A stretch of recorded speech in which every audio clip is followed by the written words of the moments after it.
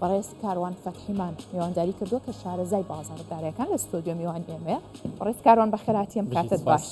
سپاس بۆ میواندارەکەتانم کاتەیە زۆر سپاس. بتکوین بەتەمایە بوەستیان هەر بەردەوامە. وڵات ئەتوانین بیتکوین ئەتوانین بڵێن بیتکوین تازە خەریکە بەتەمایە بجوڵێ بەم جوڵەی کە کردوێتی بەتەمایە یعنی ئێمە جارێ بەتەمایە ئەوە نەبەرز بۆتەوە. بەڵێ بە شێوەیەکی گشتی بیتکۆین لە چەند مانگی ڕابردوودا ئەتوانین بڵین 8 بۆ 9 مانگی ڕابردوودا لە ناوچەیەکی ڕێنجە لە بینی 50,000 بۆ 70,000 دلارە بەرزونزمی کردووە لەبەر چەند فاکتەر و هۆکارێک بووە. یەکێک لە هۆکارانە کاندیدی ئەمریکیەکان کە پێوترێت پرۆکریپتۆ کە دۆناڵد ترەمپ بوو پشتگیرێکی تەواوی وەکو بەڕێزیش ئاماژەت پێدا لە ئینفۆگرافیکەکەتە پشتگیریەکی سەرسەختی ئەو کەسانە بوو کە بڵین ئیش بە کریپتۆواکەن یاخود بە جۆرێک لە جۆرەکان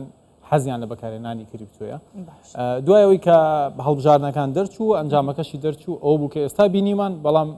بەپێی ئاماژەکانی ئەو هۆکارانی کە لەبەردەستایە تازە جوڵەکانی دەست پێکات و تا کۆتایی ساڵ پێشبینەکان ئەڵێن 150,000 دلار. باشە ئەڵێ یاسا و ڕێساش داهانێن بۆ دراوە دیجیتاڵیەکان و لە نێویشانە بیتکۆینیش بەرەکەی و گەشتۆتەوە ئاستا هەرچەنە لەو 3 تریلیۆنی کە هەیەسە لە بازاڕەکانی دراوە دیجیتاڵیەکانە بەشی هەرە زۆری بیتکۆین بردوێتی و پێی وایە کە جگەلەوەی کە یاسا و ڕێسای بۆ دانا یەدەگی وڵاتەکەش بەشێکێکا بەمە ڕاست. ئەمە لە داهاتووە چ گۆڕانکاریەک لە نرخەکانی ترا دروست دەکات؟ ڕاستن ئێمە بە شێوازێکی گشتی ئەو پارەی ئەو دارایی کە لە کریپتۆیە هەیە وەکو بەڕێستا ئاماژەت پێدا 3 تریلیۆن دلارە 1.75 تریلیۆنی تەنها بیتکۆینە لە بەرەوەی بیتکۆین بە سەردار و پێشەوای هەموو دراوەکانی تردا دائەندرێت.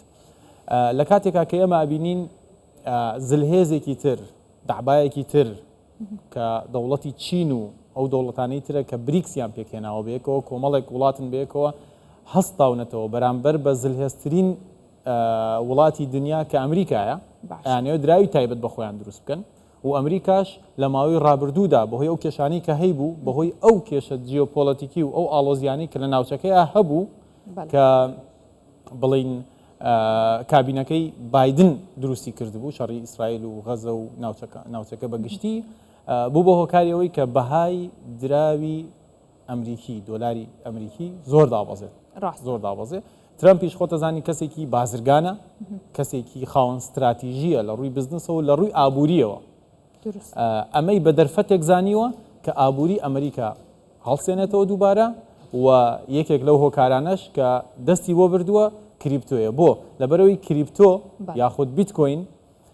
داراییەکە پێر تو پێرە یعنی هیچ نێوەندگیرێک نییە لەو بینەیە یعنی لە کەسێکەوە بۆ کەسێکی تر بەبێ هیچ چاودێری بانک و حکومەت و دەوڵەتێک ناتوانێت. ئەمە شێوازە مۆدێرنەکەی گەر با بڵین لەبەرەوەی ترەمپ بەڵێ ئیتر بازار پێویست ناکات بەم کلاسیکەیە بڕاتووە بێت دراوە دیجیتاڵیەکانیش بەشێک بن و کاریگەریان زیاتریش بێت. ئەوەی ئێمە دایمە ئەمانوتەوە کە پەناگە ئارامەکە زێڕە یاخود مامەڵەکانی تر نەوتە هەشتێکترە ئەتوانین بڵێن کریپتۆ ئەتوانێت ئەو پەناگەیە بەرێت بۆ خۆی یاخود با بڵێن ئەو تێڕوانینە بگۆڕێت لەسەر پەناگە ئارامەکەی کە پێوترێت زێڕ یاخود با بڵێن نەوتیش ئەتوانین تا حدێک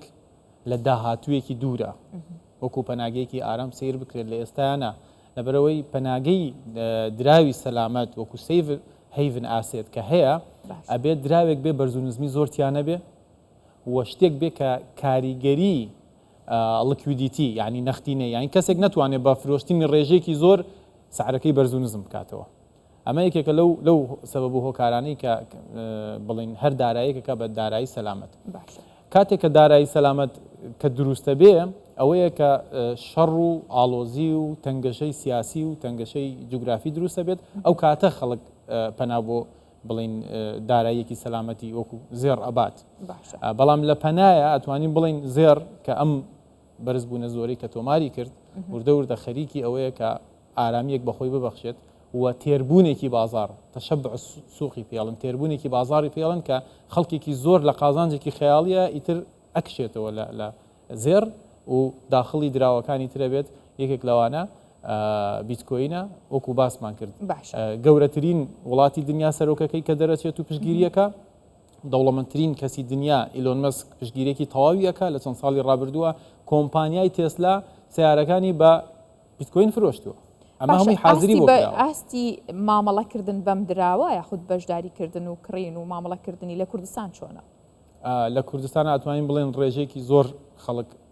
خەریکی کارکردنە بە دراوە دیجیتاڵەکان بەڵام لەبەرەوەی نادیارە لەبەرەوەی هیچ مؤسسەیەک و ڕێکخراوێک نییە ئەمانە کۆکاتەوە و بتوانێت سەرژمێریەکی تەواوی لەبەردەستا بێ ئێمە ناتوانین نەوەکو قەبارەی دارایی دیاری بکەین نەوەکو ژمارە ئەو کەسانی کە لەم بازاڕی کریپتووە بەڵام هەتا دێت زیاترە بێت نەک لە کوردستان لە هەموو دنیاە کوردستانیش بەشێکی جیاکراوە نیە لە دنیا هەتا بێت خوازیارانی وەبەرهێنەران بۆ وەبەرهێنان لە کریپتۆ و دراوە دیجیتاڵیەکانە و بەتایبەت بیتکۆینە بەرەو زۆربوون و زیاد بوونە ڕاستە بەڵام لە بیریشی نەکەین هەڕەشەی ئەلکترۆنی لە مای چرکەیەکە ڕۆیات و ئەبێتەوە بە هەڕەشەیەکی سەرەکی بۆ ئەوە بەڕێز کاروان فەتحی شارەزای بازاڕەدارەکان لەگەڵ مام سپاس بۆ ئێوە سپاس بۆ ئێوە سپاس بۆ بەرنامەکەتان.